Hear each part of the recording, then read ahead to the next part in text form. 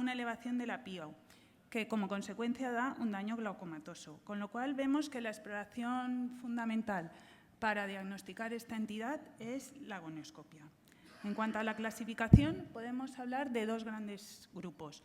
El glaucoma, el cierre angular de tipo primario, que son los ojos que están predispuestos anatómicamente a presentar un cierre angular, sin otra patología que lo justifique, que pueden ser con bloqueo pupilar, en el cual hablaremos del glaucoma primario de ángulo cerrado, y sin bloqueo pupilar, el síndrome iris-plató.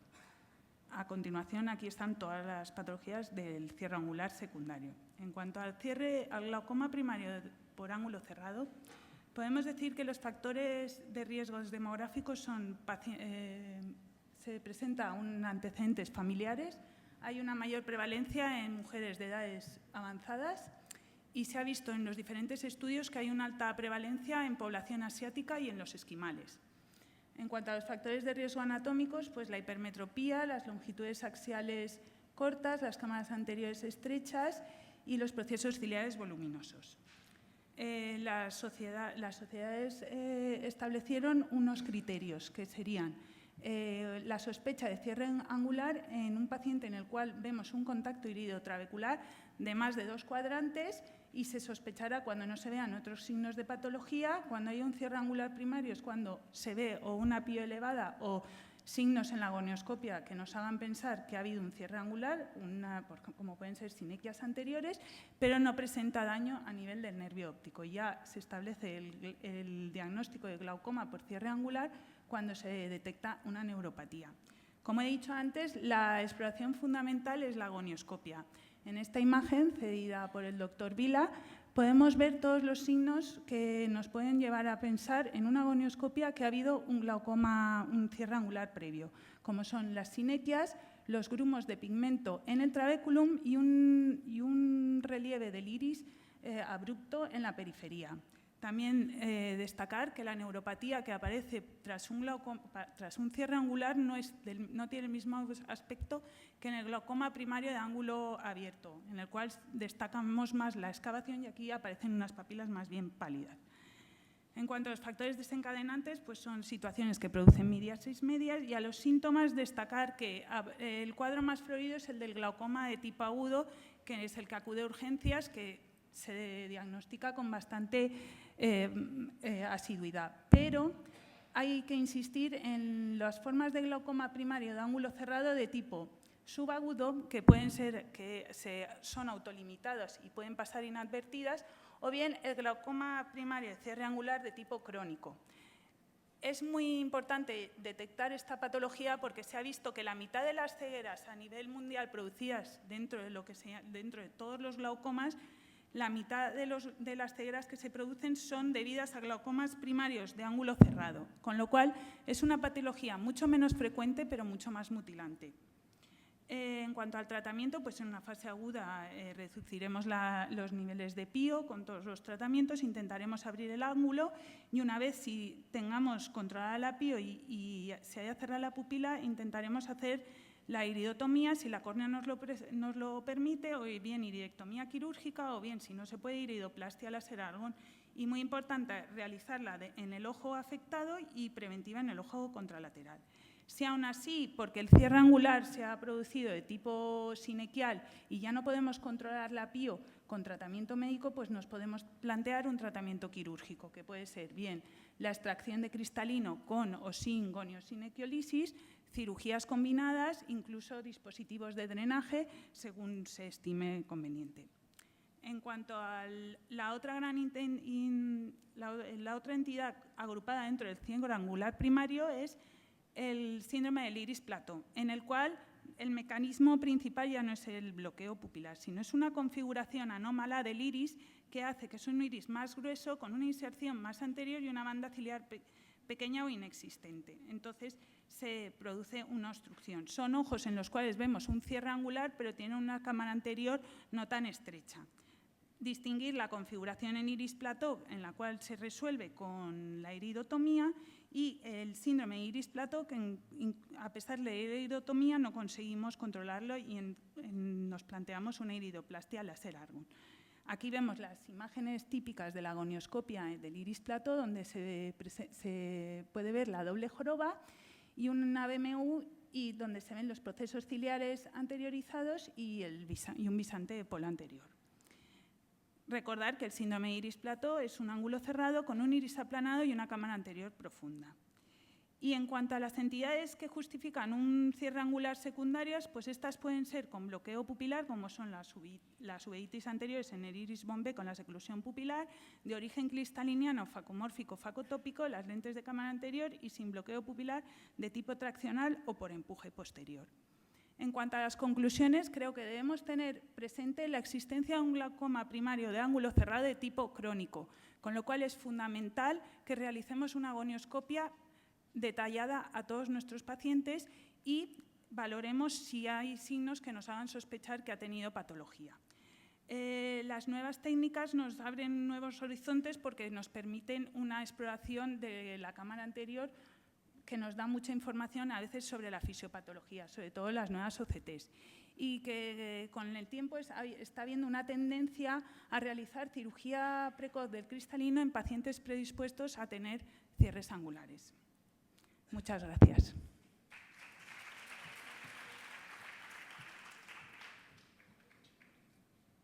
¿Alguna pregunta? ¿Por parte de la mesa o por parte del público?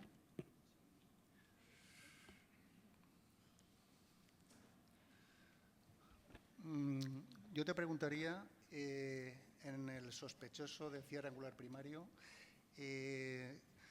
¿cómo es ese cierre? ¿Puede ser sinequial o solamente aposicional?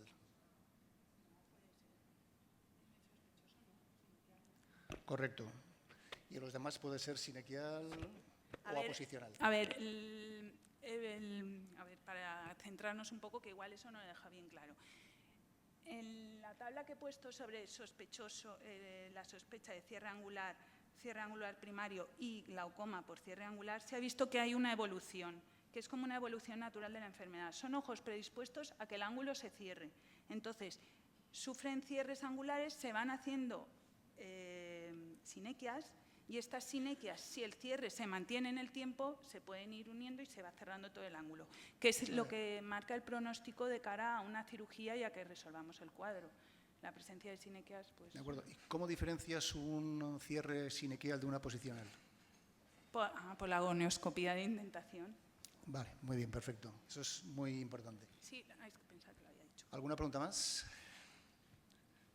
Pues ahora la doctora Mayerlin Suriano nos hablará de lo que aporta la OCT de segmento anterior y la gonioscopia. Bueno, buenas tardes. Muchas gracias por esta invitación.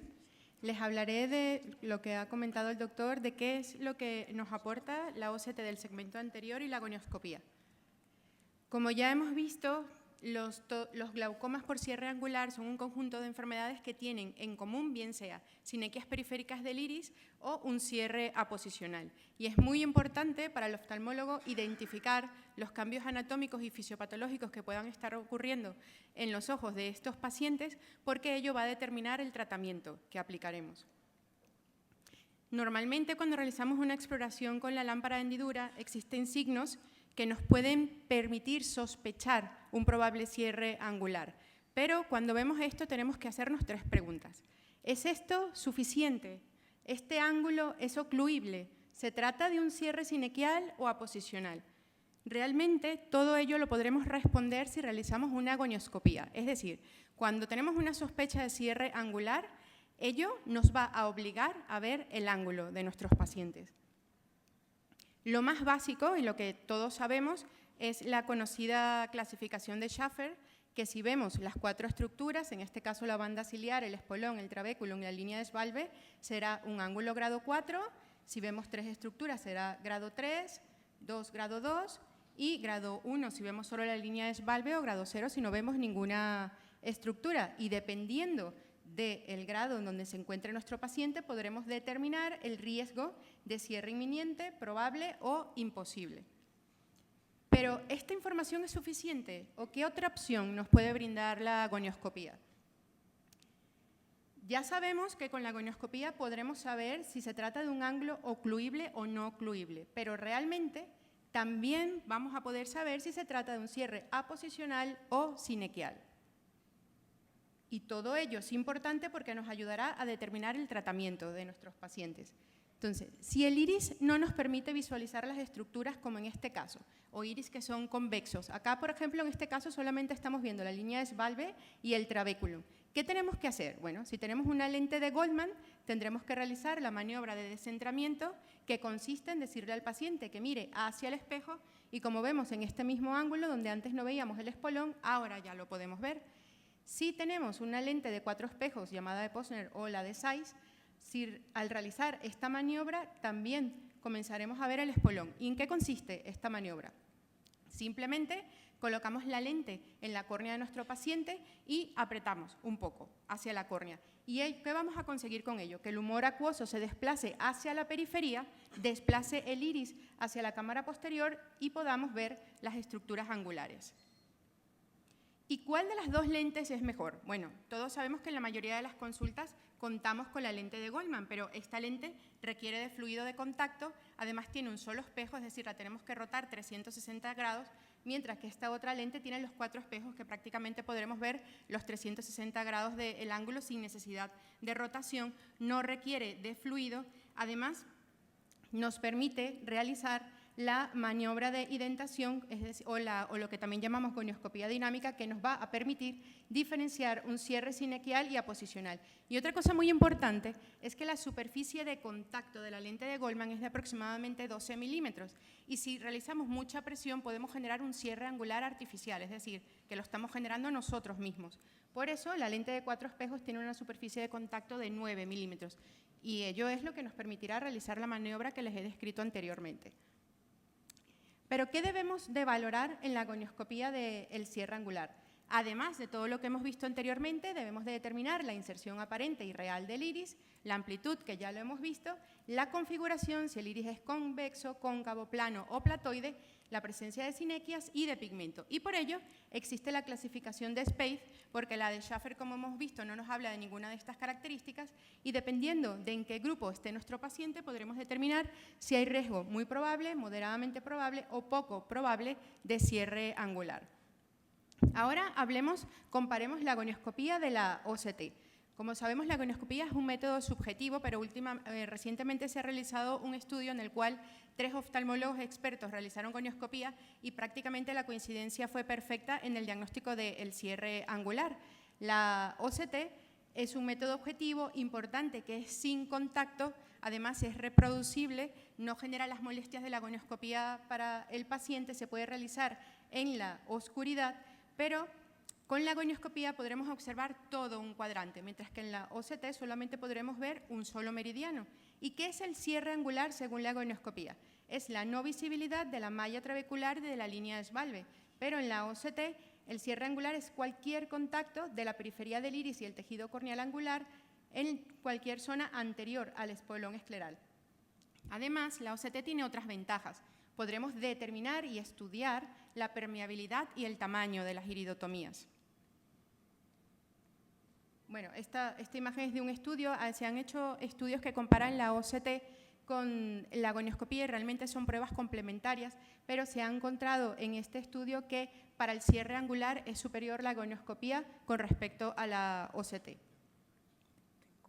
En la OCT, ¿cómo diferenciamos las estructuras que vemos en la gonioscopía? Bueno, lo que es el limbo es la transición entre esta zona hiporreflectiva, que es la córnea, y esta zona hiperreflectiva, que es la esclera. Lo que es la malla trabecular es esta zona semilunar que tenemos acá, que se encuentra por delante de esta protrusión, que es el espolón escleral y la línea de Schwalbe. Y el canal de Schlenk es esta línea hiporreflectiva que se encuentra detrás de la malla trabecular.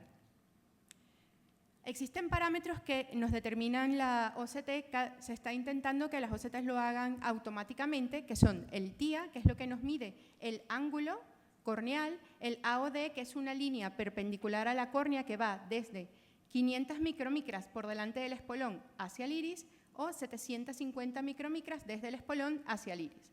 Y Tenemos el TISA, que es el área que se forma entre esta línea y una línea perpendicular de la córnea por delante del espolón hacia el iris, y esto es el área de filtración. Luego tenemos el TCL, que es la longitud de contacto cuando estamos en un cierre angular entre el iris y la córnea.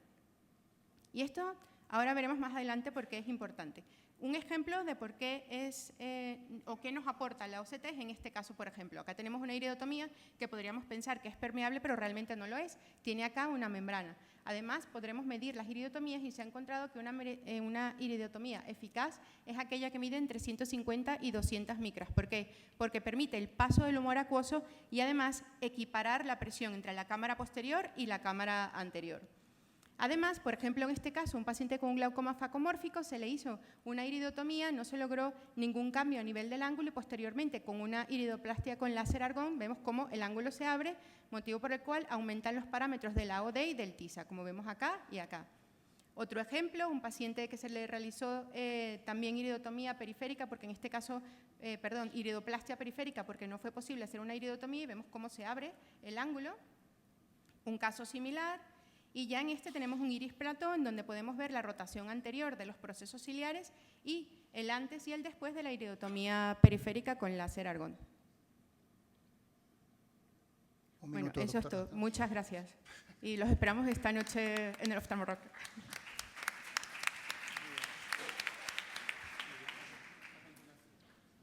A continuación, la doctora Julia Sempere del Hospital Virgen de los Lirios de Alcoy nos hablará del papel del cristalino y del estudio Eagle.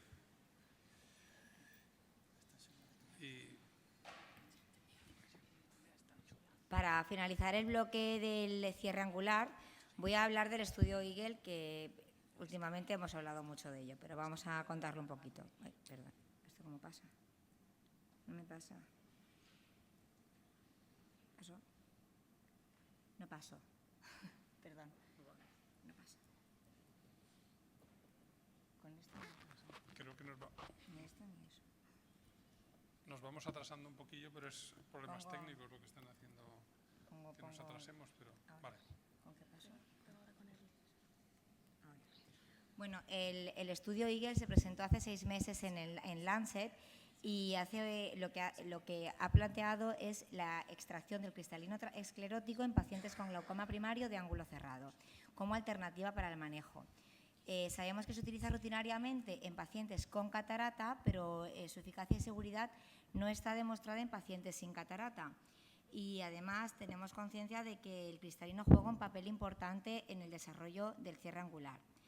Hay muchos estudios que han tocado este tema, pero no son lo completos que son en Eagle porque tienen varias lagunas, como que siempre son pacientes asiáticos, lo cual hace un sesgo importante. Además, son pacientes con catarata y aquí pues, presento 2 artículos, uno del 2008 en Ophthalmology y otro del 2012, que no son exactamente como el Eagle porque mejoramos el tema de que no tienen catarata. Y además del tiempo, que es a 3 años, a 36 meses. Las guías terapéuticas también se ha hablado de ello, pero lo que acaba concluyendo es que el nivel de evidencia no es muy alto porque lo que comentábamos, los pacientes son todos asiáticos y además evalúa el resultado en tensión ocular y no en parámetros ni de función visual, ni de calidad de vida o coste-efectividad.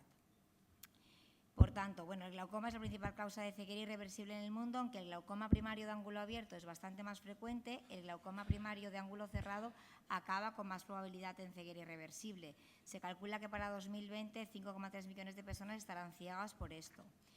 El manejo actual supone una atención escalonada con iridotomía láser, además en algunos grupos también iridoplastia con tratamiento médico y cirugía de glaucoma cuando esto no es suficiente, o bien trabeculectomía o bien esclerectomía no perforante según el gusto de los cirujanos.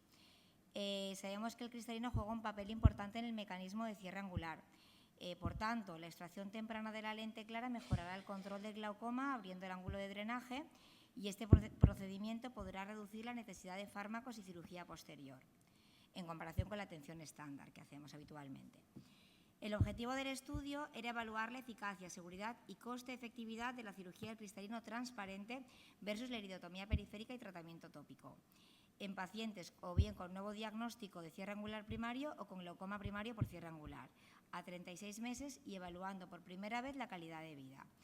En cuanto a material y métodos, bueno, se incluyeron 30 hospitales de Reino Unido y algunos de Asia Oriental, y se llegaron a 419 pacientes. Los criterios de inclusión fueron o bien un cierre angular primario con presiones mayores de 30 o bien un glaucoma por cierre angular definido como tal, defectos reproducibles en el campo visual en 2 campimetrías consecutivas o neuropatía óptica glaucomatosa. Que sea recién diagnosticado, es decir, o que no esté tratado o que tenga un tratamiento de menos de 6 meses, cierre angular con contacto iridotrabecular a posicionar o sinequial, y el paciente evidentemente tiene que ser fáquico y debe tener más de 50 años. Se excluyeron pacientes con glaucomas avanzados con pérdida de campo visual de más de 15 decibelios, con excavaciones de 0,9, con ataques de glaucoma agudo previo, pacientes con algunos otros riesgos quirúrgicos, opacidades corneales, distrofias, etcétera. Catarata sintomática. Aquí no está muy bien definido qué es catarata sintomática, porque no utiliza ni un nivel de visión ni una escala que nos diga esto es catarata y esto no. Simplemente considera el estudio catarata asintomática como suficiente opacidad para que lo prioritario sea quitar la lente. También se excluyeron pacientes que habían tenido procedimientos intraoculares, cirugía láser, trabeculoplastia, etcétera, ojos nanoftálmicos menores de 19 milímetros, glaucomas por cierre angular secundario, historias de isquemia retinianas, edemas maculares y problemas retinianos y medicamento no apto para completar el estudio. Los resultados. Se hicieron 2 grupos, uno en el que se aleatorizaron y se hizo un estudio randomizado y aleatoriamente se incluyó en cada grupo, unos con extracción de cristalino transparente y otros con iridotomía periférica con trabeculoplastia y tratamiento médico. Los grupos son de características similares, en ambos simplemente hay 30% de chinos, esto es bastante, de asiáticos, perdón. Esto es bastante raro porque normalmente son siempre en grupos asiáticos. Era más frecuente el glaucoma primario de ángulo cerrado, con una o ninguna medicación tópica y una prio basal de 30 y una buena agudeza visual. Los grupos son similares, como he comentado. En cuanto a los resultados, se evaluó en la escala EQ5, que es un cuestionario que se da al paciente, en la que se hacen una serie de preguntas y que se asocia unos resultados. Una escala numérica que finalmente tenemos unos resultados finales del cuestionario. En calidad de vida se evalúa la autosuficiencia, la conducción, la posibilidad de que te molesten las luces. Hay muchas variables y todas ellas hacen una media que evidentemente en el resultado salió a favor del tratamiento de extracción de cristalino transparente. Son pacientes que tienen hipermetropías altas, con lo cual la mera extracción del cristalino, al rebajar las dioptrías, el paciente va a tener una mejora en su calidad de vida y además una mejora de la presión intraocular. En cuanto a los costes, en cambio, sale a favor de la iridotomía periférica. Evidentemente es más caro una extracción de cristalino transparente que una iridotomía periférica, pero con el tiempo, como es a 3 años… Doctora Semperé, le queda un minuto. Voy zumbando. O 2. Voy zumbando, estoy acabando. Redujo el número de operaciones adicionales y el número de colirios. En campos visuales sin resultados diferentes. Las complicaciones fueron más frecuentes en el grupo de cirugía de cristalino transparente y simplemente la calidad de vida mejoró y la presión disminuyó. Para acabar, y ya termino, súper breve, la presión, evidentemente, la presión y tratamientos adicionales favorable a extracción de cristalino transparente. Bajó mayor la presión y redujo la cantidad de cirugías. En cuanto a coste-efectividad, es más cara la extracción de cristalino transparente de inicio. Por tanto, debemos considerar la extracción de cristalino transparente como tratamiento inicial en glaucoma primario de ángulo cerrado o de ángulo cerrado con presión alta. Aunque se necesitan más estudios para corroborar esto, ya nos da bastantes pinceladas de lo que en la práctica diaria ya estábamos haciendo. Muchas gracias. Muchas gracias. Buenas tardes a todos. Y la siguiente mesa son novedades que pueden cambiar o cambian mi actitud en el glaucoma. Y empezará la doctora Isabel Esturi, del Hospital Arnau de Vilanova, con su presentación Papel de la capa de células ganglionares. No se acerque demasiado porque si no hace ruido. Bueno, buenas tardes a todos. En primer lugar, agradecer la invitación a participar en este congreso. Bueno, yo voy a hablar sobre el papel de la capa de células ganglionares en el glaucoma. Según la Academia Americana de Oftalmología, el glaucoma se define como una neuropatía de nervio óptico que se caracteriza por la pérdida de células ganglionares de la retina y de sus axones. El daño a nivel de capa de fibras nerviosas se sigue de cambios en la morfología del disco óptico y cambios también a nivel de campo visual. La búsqueda de un diagnóstico precoz ha llevado a desarrollar técnicas que permitan detectar cambios estructurales que, como sabemos, preceden a los cambios funcionales. Y dentro de las técnicas estructurales, la OCT es hoy en día la más empleada. Pero durante varias décadas, la OCT se ha centrado en el estudio de la capa de fibras nerviosas de la retina a nivel peripapilar. Es decir, se ha centrado en el estudio de los axones, siendo este el foco central de la valoración estructural tanto en el diagnóstico como en la progresión. Sin embargo, el principal daño glaucomatoso implica no solo a los axones, sino también implica a la célula, al cuerpo celular en sí y a las dendritas. Zeimer, en 1998, hizo la primera descripción de disminución de grosor macular en el glaucoma y desde entonces la valoración de la mácula ha ido adquiriendo cada vez más importancia. Ya que el glaucoma es una neuropatía con una pérdida de células ganglionares, parece lógico prestar especial atención al estudio de la mácula, ya que, aunque la mácula supone menos del 2% de la superficie de la retina, contiene más del 30% de las células ganglionares de la retina.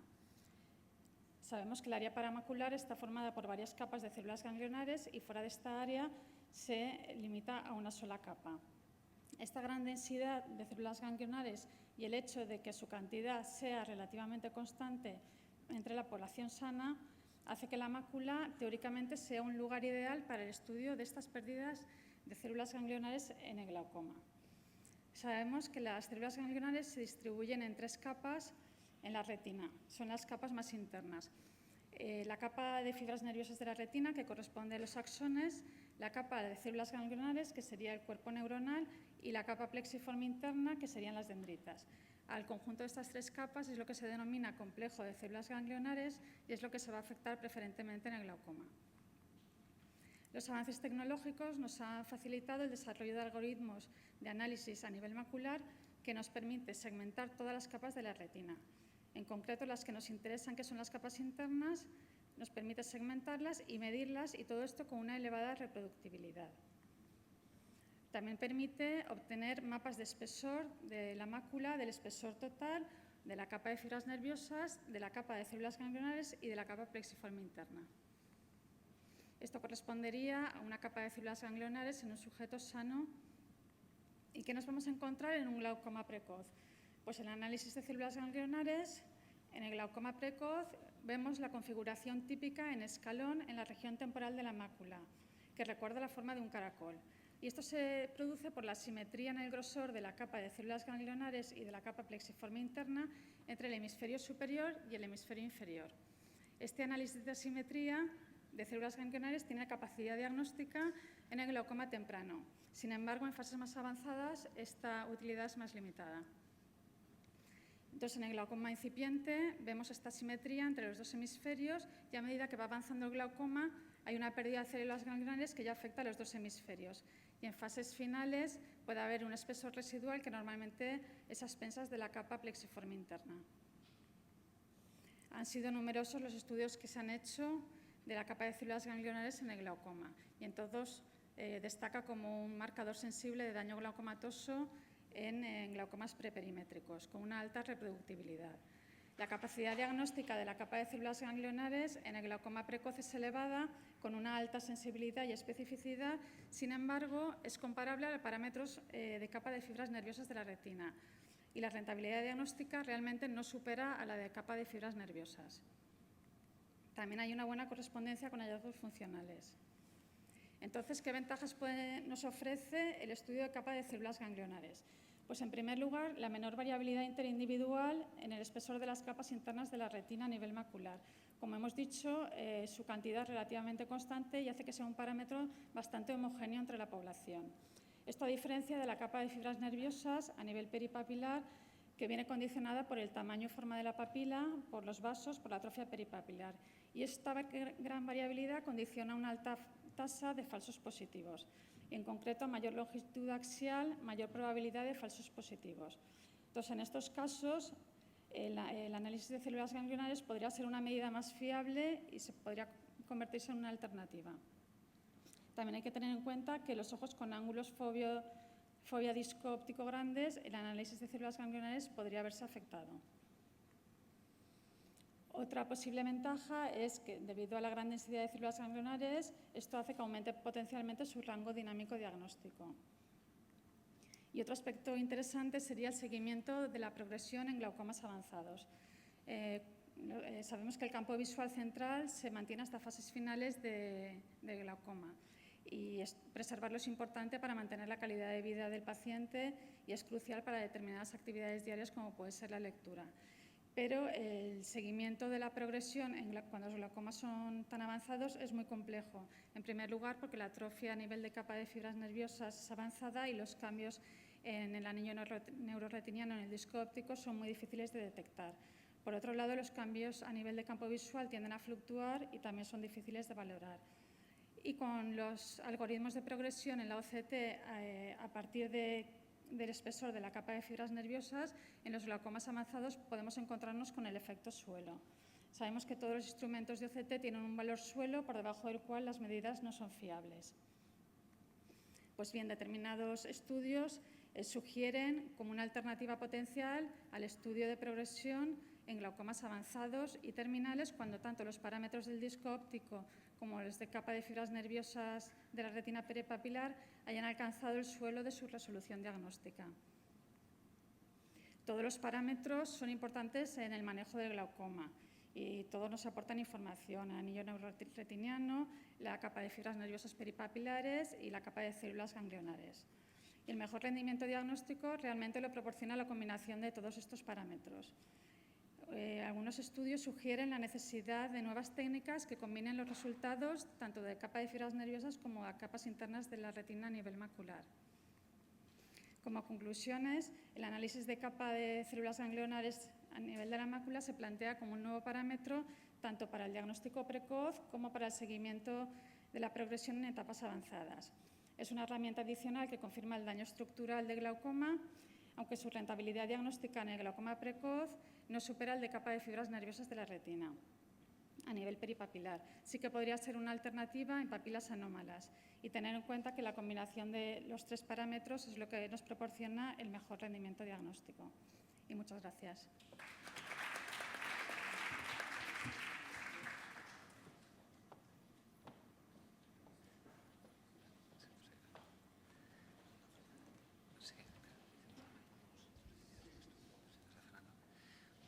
Bueno, en realidad, como la célula ganglionar es la protagonista del glaucoma, yo pienso que seguro que cambiará nuestra actitud en el futuro, porque es la verdadera diana de esta enfermedad. Y también me gusta mucho recordar que estas células también tienen dendritas y no solamente el axón y el cuerpo celular. Gracias por la presentación. A continuación, el doctor Fernando Hernández nos hablará sobre la lámina cribosa, mito o realidad. Buenas tardes, también quiero dar las gracias por la invitación. Me ha tocado disertar sobre un tema que por lo menos a mí me parece bastante interesante, ya que la importancia de la lámina cribosa estriba en que por una parte es organizador de axones. En el canal neural pues, se concentran 1,2 a 2 millones de axones de las células ganglionares de la retina que pasan a través de la lámina cribosa que los organiza y a partir de aquí se mielinizan. A su vez, ejerce de amortiguador de presiones, ejerce de barrera entre el espacio intraocular con la presión intraocular y el espacio retrovulvar. Y de aquí sale el concepto de presión translaminar. También tiene una importancia filogenética, ya que solamente se ha relacionado la lámina cribosa con dos pares craneales, con el primero y el segundo. Los dos son de bastante importancia para el desarrollo de las especies. Y por último, se postula que puede ser el primer sitio de lesión axonal de las células ganglionares en el glaucoma. Así pues, el conocimiento de todas las propiedades biomecánicas de este área, del área papilar y de la lámina cribosa, podría explicar por qué determinados individuos tienen glaucoma y otros no ante una misma presión intraocular. La lámina cribosa se encuentra en el triángulo de las Bermudas de las presiones intraoculares, Por una parte, la presión intraocular y Por otra parte, la presión intracraneal que viene a través del fluido cerebroespinal. También está la presión arterial y, en menor medida, la presión venosa por la coroides. Llegados a este punto, lámina cribosa, mito o realidad. Pues va a depender de qué OCT tengas. Si tienes una OCT de dominio temporal, la lámina cribosa, lo siento mucho, pero va a ser mito. Si tenéis una OCT de dominio espectral, ya va a empezar a ser un poquito más realidad, sobre todo si disponéis de sistemas como el EDI, el Enhanced Depth Imaging, desarrollado por Speide y comercializado por Spectralis. Este sistema coloca la OCT más próxima al ojo y obtiene una imagen invertida y más próxima a la coroides y a la esclera interna. Recientemente ha salido la OCT Sweat Source, que tiene una longitud de onda mayor, lo cual permite una mayor penetrancia en la obtención de las imágenes. También hay sistemas ópticos como el Adaptive Compensation, el cual compensa las aberraciones oculares en tiempo real, y este se puede usar tanto con OCT como SLO. Los principales parámetros estudiados por la OCT son el desplazamiento posterior de la lámina cribosa, el grosor de la misma, defectos focales de la lámina cribosa y la microarquitectura en 3D de la lámina cribosa. Respecto al primer parámetro, existen numerosos estudios que demuestran un desplazamiento posterior de la lámina cribosa en ojos con glaucoma. Esto, a su vez, existen más estudios en los cuales existe una correlación especial entre esta deformidad y la pérdida de capa de fibras nerviosas y defectos del campo visual en los pacientes con glaucoma. Inicialmente se estudió este desplazamiento midiendo la profundidad de la inserción de la lámina anterior y se ha ido refinando en diferentes estudios. Este tipo de parámetros han tomado unos planos de referencia en la apertura de la membrana de Bruch, otro plano de referencia que es la media de las inserciones de la lámina anterior, y teniendo en cuenta estos parámetros con las áreas y los diámetros, pues han salido índices más complejos como índices de curvatura o de medias de la profundidad de la lámina cribosa. Respecto a las variaciones de la normalidad, comentar que la inserción anterior de la lámina cribosa es más profunda en pacientes varones, jóvenes, con longitudes axiales cortas y descendientes africanos. Esta profundidad puede variar tras cirugía con trabeculectomía. En la descompresión de presión intraocular explica la mejoría de las OCTs y el desplazamiento que mejora. Después de estos estudios iniciales han habido numerosos estudios, no solamente con trabeculectomía, sino también con esclerotomías profundas no perforantes. Por ejemplo, Gemma Rebolleda pues, ha hecho bastantes estudios al respecto. Aquí tenemos un estudio del doctor Lanzagorta, que está aquí presente, en la cual también se relaciona la histéresis corneal con este desplazamiento posterior de lámina cribosa y relacionado tras reducción médica de la presión intraocular. Se vio que tras reducir la presión intraocular pues hay un aumento significativo del espesor de la lámina cribosa, una reducción del desplazamiento posterior y no había efecto en el tejido prelaminar. Los factores más relacionados con este desplazamiento fueron la edad y la histéresis corneal. Otro de los parámetros estudiados es el grosor de la lámina cribosa. Se ha visto que es más delgada en ojos glaucomatosos y que se vuelve más delgada conforme progresa la enfermedad. La capacidad diagnóstica del grosor es similar al espesor de la capa de fibras nerviosas en pacientes con glaucoma primario de ángulo abierto y es mejor en pacientes con glaucoma normotensivos en estadios iniciales que la medición del grosor de capa de fibras nerviosas retiniana. Respecto a ciertas variaciones en el límite de lo que es normal y no, decir que es más delgada en ojos sanos, pero que de pacientes que tienen un glaucoma normotensivo en el ojo contralateral comparado con ojos controles. Y a su vez es más delgada en pacientes no glaucomatosos, pero con pseudoesfoliación comparados con controles sanos. Otra variación es que es más delgada en pacientes con glaucoma pseudoesfoliativo comparado con glaucoma primario de ángulo abierto a la misma severidad de daño. Otro de los parámetros estudiados son los defectos focales de la lámina cribosa. Los defectos focales se han asociado a defectos focales del grosor de la capa de fibras nerviosas retinianas peripapilar, a hemorragias de disco, a glaucomas normotensivos y a daño severo. Estos defectos focales están fuertemente asociados a progresión de campo visual y tienden a progresar más rápido que los que no lo tienen. Aquí se observa el...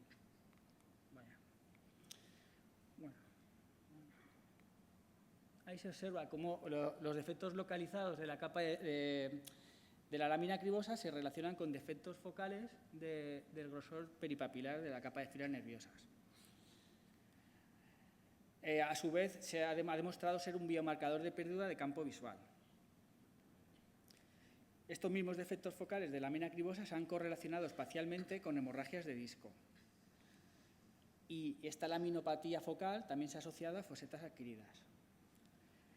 El último de los parámetros estudiados es la microarquitectura en 3D de la lámina cribosa. Wan y colaboradores, usando una OCT Sweetsur, concluyeron que los ojos patológicos con glaucoma presentaban diámetros de poros más grandes, pérdida axonal y un aumento de la variabilidad del tamaño de los poros. Así pues, estamos ante un cambio de perspectiva. Hasta hace poco, pues la única manera de estudiar la lámina cribosa era con imágenes de anatomía patológica. Hoy en día hemos pasado a la era de un estudio in vivo y no invasivo. A su vez, la práctica clínica habitual, que incluye a nivel estructural, estamos hablando del estudio de la capa de fibras nerviosas peripapilar, la topografía papilar y, como hemos visto, pues la capa de células ganglionares a nivel macular, le vamos a sumar una nueva dimensión, que es, con todo este desarrollo de nuevas OCTs, pues el estudio del nervio prelaminar, de las inserciones de la lámina cribosa, el grosor de la misma, los defectos focales que puedan haber y la microarquitectura de la lámina cribosa. Es decir, todo esto viene a sumar o al anterior. Ciertamente tiene unas limitaciones, y es la dificultad en la visualización, ya sea por opacidad de medios, vasos sanguíneos, son artefactos. Otra de las limitaciones es la delimitación manual, que conduce a errores subjetivos, a pesar de que hay métodos de segmentación automáticos, no hay software comercializado. Y las variaciones de anormalidad también pueden limitar la utilidad como método diagnóstico. Conclusión. Para mí la lámina cribosa es real a nivel prelaminar y de la lámina cribosa, ya que se ha demostrado evidentes asociaciones de alteraciones estructurales con alteraciones estructurales y funcionales de pacientes con glaucoma. O sea que puede tener bastante utilidad para el diagnóstico precoz, tiene potencial para explicar los mecanismos de daño glaucomatoso, ya sea por el movimiento, pero esto, bueno, tiene potencial para explicar los mecanismos y es un biomarcador de pérdida de campo visual y de capa de fibras. Actualmente es un mito todo lo que ocurre más allá, la porción retrolaminar. Se necesitan estudios prospectivos bien para terminar de entender las propiedades biomecánicas, determinar la importancia y fisiopatología de la presión translaminar y el papel de los movimientos sagittales de la lámina cribosa y del flujo axoplásmico.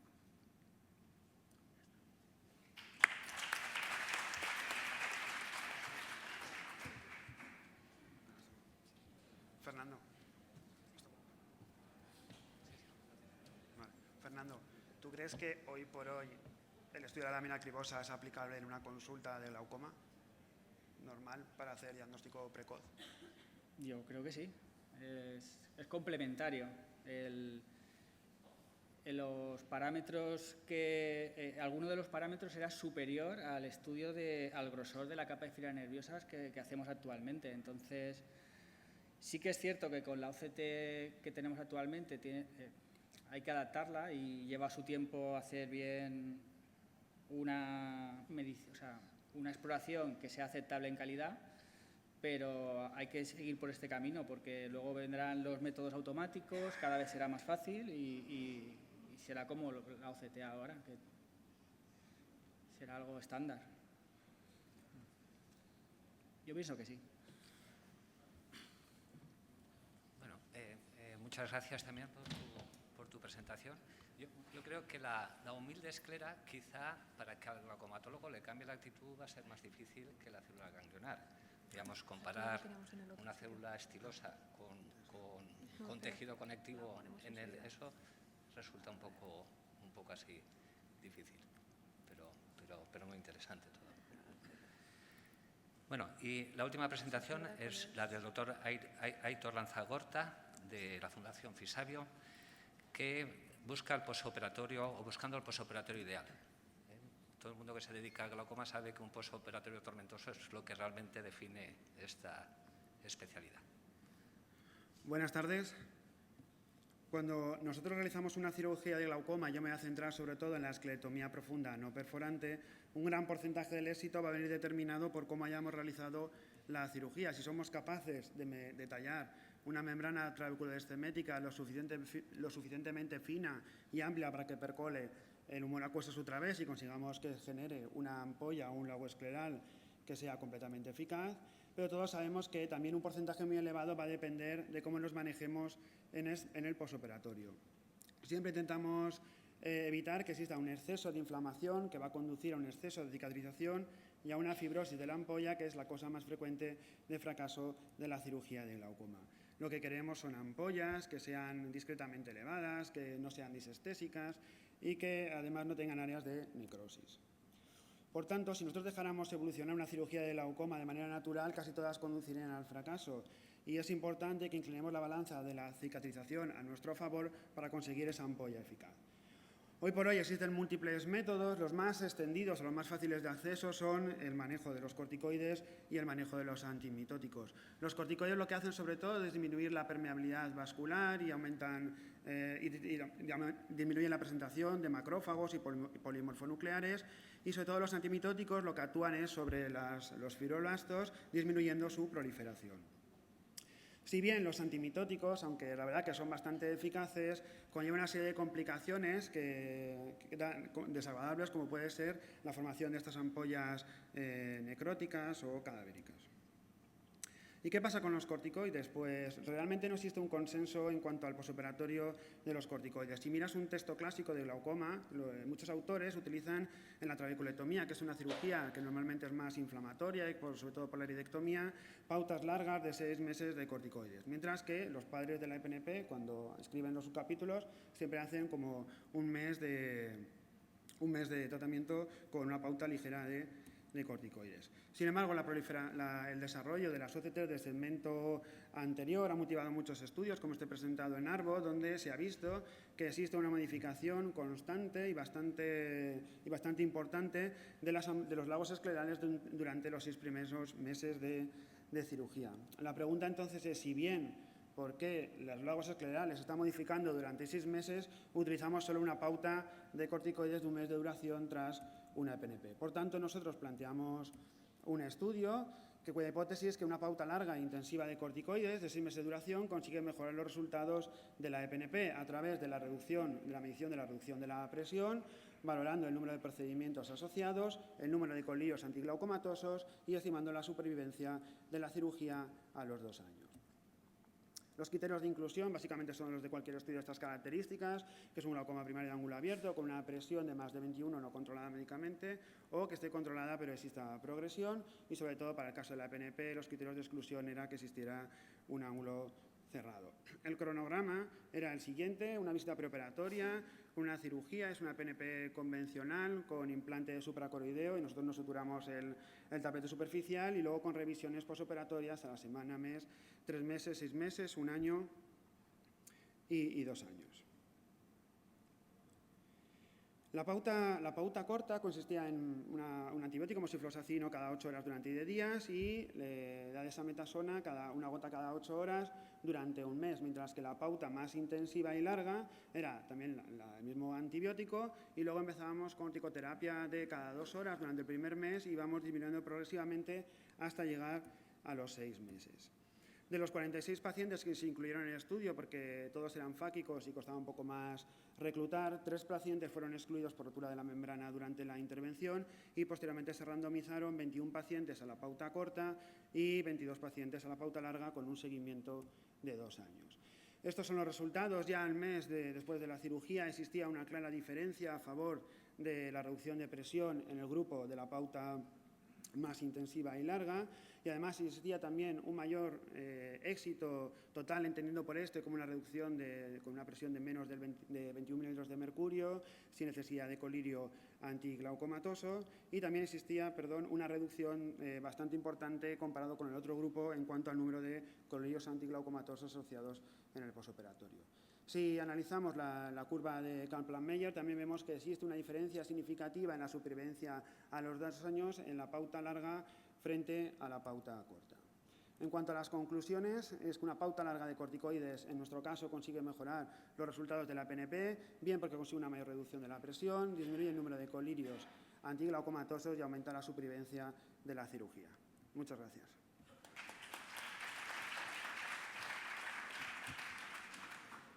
Pues nada, agradecerle también al doctor Lanzagorta su presentación y nada, damos paso a la siguiente mesa, que el tiempo va cada vez un poco peor.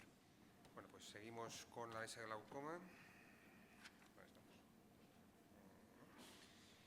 Y vamos a hablar de los trucos y sobre todo de una cosa muy frecuente en nuestras cirugías, que son las tribulaciones. Empezamos con la presentación de la doctora Pascual sobre OCT del segmento anterior preoperatorio.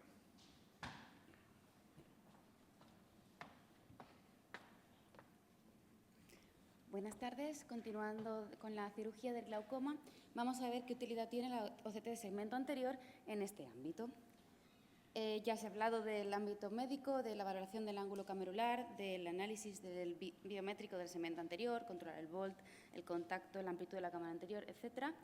Pero eso también nos va a ser útil a nivel de la cirugía. Todos sabéis la técnica de una cirugía no perforante. Haremos una peritomía conjuntival, unos tapetes, en la membrana trabeculoestemética colocaremos un implante. Algo muy delicado, muy minucioso, total para encontrarnos esto en el posoperatorio. Bueno, pues solamente podremos valorar la parte más superficial de la cirugía, la conjuntiva y sutilmente la ampolla de filtración. A raíz de esto, la OCT de segmento anterior adquiere una gran importancia porque nos permite ver muchísimas más cosas. El estado de la conjuntiva, ese edema posquirúrgico, los lagos de filtración subconjuntivales, el estado de la esclera, el lago que hemos creado al eliminar ese trocito de esclera profundo, la ventana trabeculoestemética y la situación del implante supracoroideo. También nos permite valorar si hay filtración subconjuntival, escleral o supracoroidea. Este es otro ejemplo en el que vemos que no hay unos lagos de filtración muy amplios, la membrana trabeculoestemética está engrosada y está bombada, y tras la agoniopunción esos espacios de filtración aumentan, la membrana no está bombada y de hecho se puede observar una disrupción en la misma. Pero bueno, esto es posoperatorio, venimos a hablar de preoperatorio y vamos a ver de qué otra forma la OCT de segmento anterior nos puede ser útil, y vamos a verlo a través de un caso clínico. Un varón de 56 años que, por desgracia, ha necesitado someterse a DSAEC en ambos ojos. Tiene una visión de 0,6, 0,4 y en el ojo izquierdo una tensión de 13 milímetros de mercurio con una prostaglandina y habiéndose sometido a cirugía de implante de una válvula de Ahmed. Los campos visuales no muestran progresión, así es que estamos más o menos contentos con este resultado. Sin embargo, el otro ojo tiene una tensión de 26 milímetros de mercurio, lleva 3 fármacos y ya se ha sometido a una trabeculectomía y al implante de 2 válvulas de Ahmed. Entonces, bueno, esto ya empieza a no gustarnos, a ver qué hacemos con este paciente y para colmo, presenta progresión en el campo visual. Así es que algo hay que hacer, el tratamiento médico ya no es una opción y habrá que pensar qué cirugía. Pero claro, es un ojo muy complejo, ha sometido a varias cirugías, la conjuntiva está hecha un desastre, la córnea, la cámara anterior, y muchas opciones. ¿Cuál de todas es la ideal en este caso? Bueno, pues es muy difícil saberlo, así es que es importante que podamos estudiar bien el ojo y es aquí donde viene la utilidad de la OCT de segmento anterior. Eso es lo que hicimos y analizando el ojo observamos la cirugía de córnea que se le realizó, el contacto del iris completamente con las sinequias iridocorneares y un bloqueo absoluto del ángulo, lo que eso sí deja una cámara posterior muy amplia en la que en teoría están colocados los tubos de las 2 válvulas de Ahmed que lleva el paciente y bueno, esto nos es de utilidad para hacernos una idea de cómo está el paciente, pero vamos a ver esas cirugías que le hicieron cómo están. Bueno, pues hacemos un corte longitudinal del tubo a nivel de la válvula nasal inferior, un corte en la temporal superior y ¿qué observamos? A la comparación vemos que la nasal inferior penetra perfectamente en la cámara posterior, no se observa ninguna obstrucción a nivel del tubo, pero sin embargo a nivel de la temporal superior vemos que ésta se ha retraído y que no penetra en la cámara posterior, de forma que decidimos que nuestra cirugía debía ser revisar esta cirugía previa y comprobar si la válvula funciona y reintroducirla en su sitio. Entonces, este es el vídeo de la cirugía. Aquí hemos sacado ya el tubo de su localización original. Suturamos ese canal donde estaba situado el tubo para evitar alguna hipotonía posquirúrgica, aunque en realidad no llegaba a estar conectado con la cámara posterior. Y vamos a comprobar que esta válvula esté en correcto funcionamiento mediante un colorante. Podemos ver cómo se aumenta el volumen a nivel de la ampolla y cómo se obtiene un color azulado. Y finalmente sale el colorante también de una forma más anterior.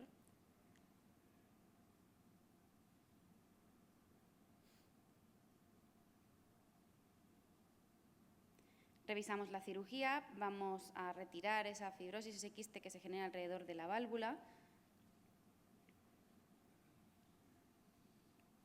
con el objetivo de que sea como si implantáramos una nueva válvula, para ampliar la filtración de la misma. Al abrir el quiste sale todo el colorante que habíamos introducido previamente y recortamos las paredes de ese quiste.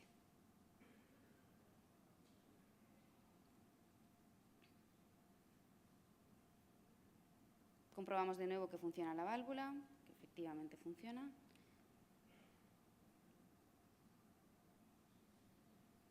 Y realizamos un nuevo canal para el tubo. En esta ocasión, pues hacia la cámara posterior, que ya hemos visto en la OCT, que era muy amplia. Vemos asomar el extremo de la aguja detrás del iris y por delante de la lente del paciente.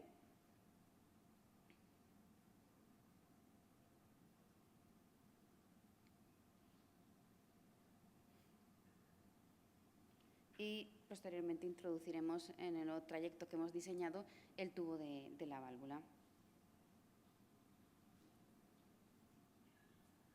Comprobamos por gonioscopia, o lo intentamos al menos, que el tubo está en el sitio, en la cámara posterior, y colocamos un parche de esclera para protegerlo y que no haya una extrusión. En el posoperatorio este es el aspecto del ojo, una buena ampolla y un ojo relativamente tranquilo, no hay una inflamación excesiva. Y esa es la imagen gonioscópica, en la que vemos el tubo saliendo a través del surco ciliar en diferentes ángulos. Este paciente al mes tenía una presión de 15 milímetros de mercurio, a los 6 meses de 12, pero necesitando un tratamiento tópico con beta-bloqueantes.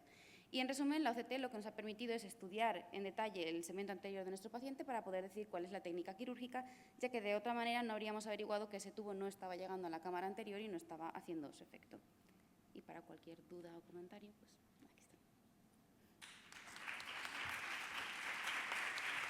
Nada, muchas gracias. Un segundito. La verdad que la película es muy bonita, el caso es muy interesante. Yo la única pregunta que te haría es, cuando haces esta limpieza de la fibrosis alrededor de la válvula, ¿realmente te planteas si es necesaria? Lo digo porque la experiencia que yo tengo es que normalmente cuando tú haces esto, al cabo de un mes, mes y medio, vuelves a estar exactamente igual. O sea, el quiste lo vuelves a tener. Y muchas veces estas válvulas no funcionan o dejan de funcionar por tener un quiste de fibrosis alrededor, sino más bien por la permeabilidad que produce este quiste y que el líquido pues, poco a poco se vaya reabsorbiendo. El quiste es inevitable. Todas las válvulas acaban teniendo un gran quiste perivalvular. Entonces, igual, ya comprobando que efectivamente la válvula funciona, ya en ese punto a lo mejor hubiera sido suficiente. Pregunto, no lo sé. Bueno, puede ser. Yo creo que el objetivo fue un poco a la desesperada. Este paciente no tiene muchas más opciones. Vamos a retirarlo todo y a ver si empezando de cero con la válvula funciona. Pero tiene razón que probablemente no hubiera sido necesario.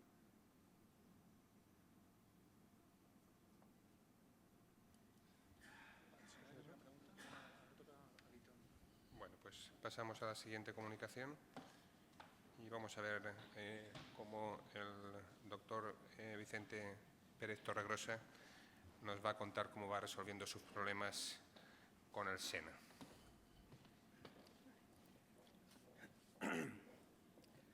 Buenas tardes. En primer lugar, agradecer a la mesa la invitación y felicitar a la sociedad por estos 100 años.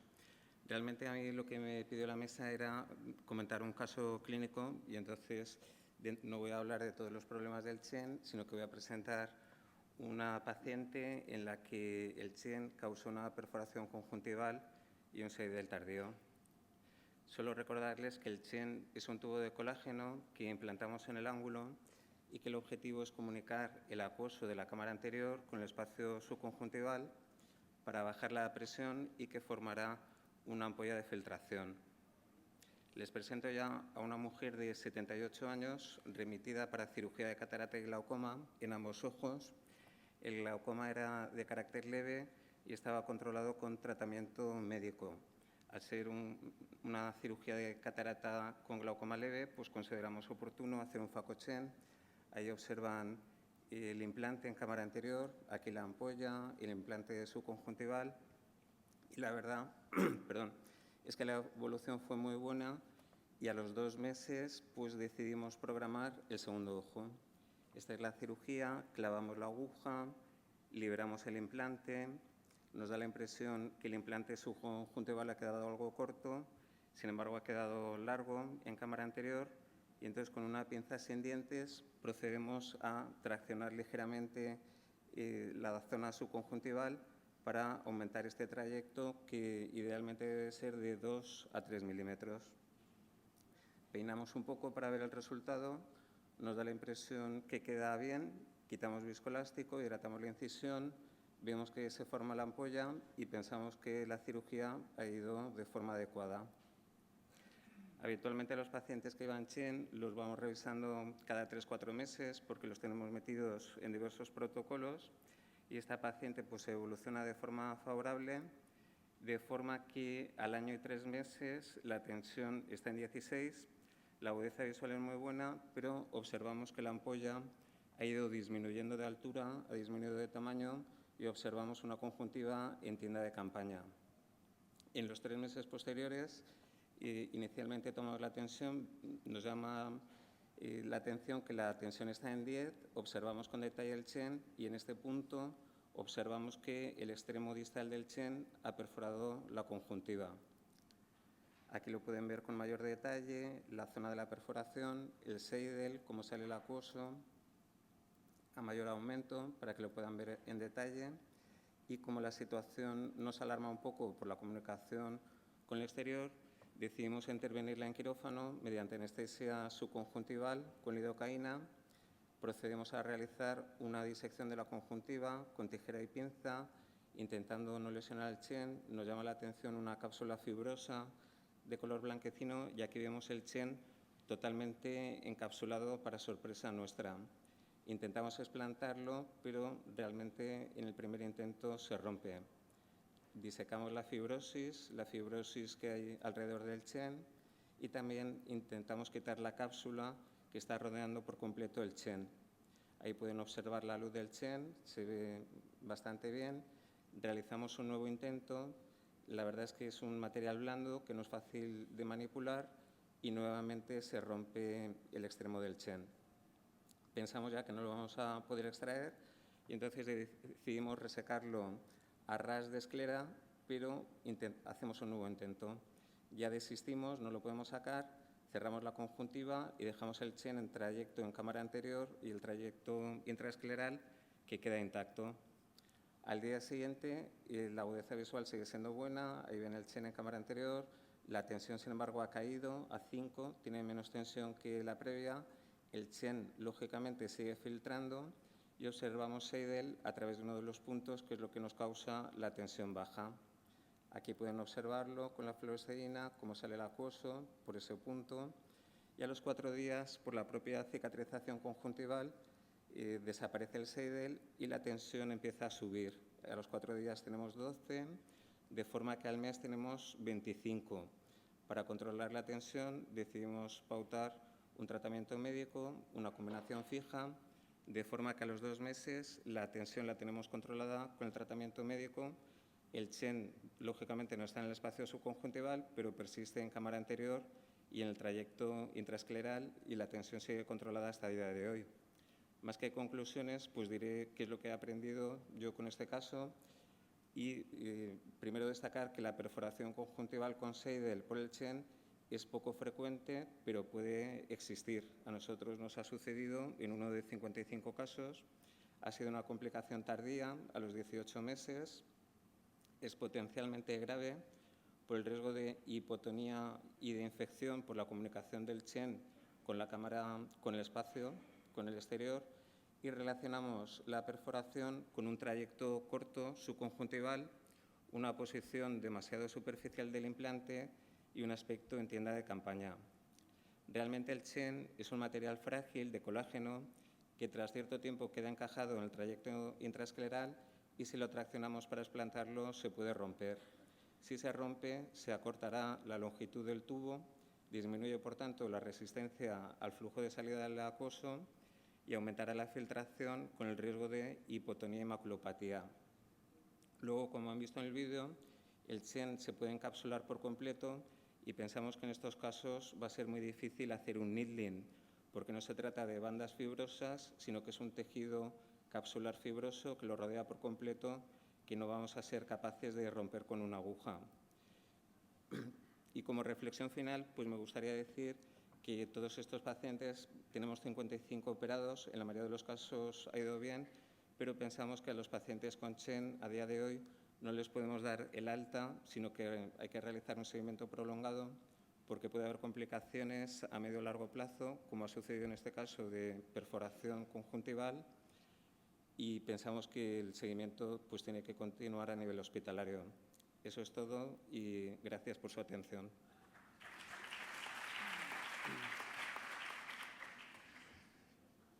¿Has sacado alguna vez algún Chen por vía ab interno, es decir, por vía coronaria? Sí, pero he sacado... ¿Con una pinza de vitrectomía?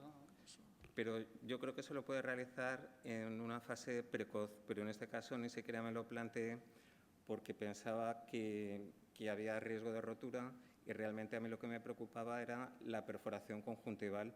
De hecho, sigue el trayecto en cámara anterior y no da problema porque la zona que entra dentro de la esclera no se mueve.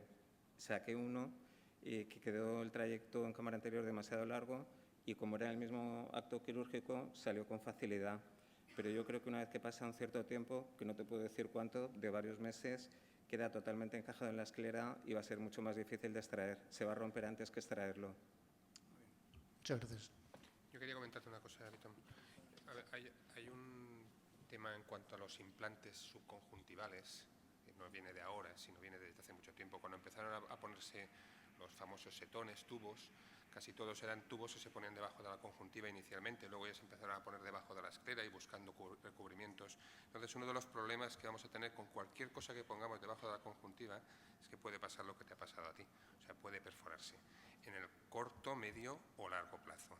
Entonces, una de las cosas que a mí me preocupa de estos implantes, el SEN y algunos similares que puedan venir, que vayan a dejar un fragmento debajo de la conjuntiva.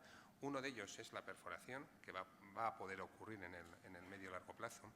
Y otro lo has comentado tú muy bien, esa encapsulación que se produce alrededor del mismo y que muchas veces va a comprometer el funcionamiento del mismo. O sea, que en este caso parece que, a pesar de estar encapsulado, se funcionaba y por eso tenías un Seider.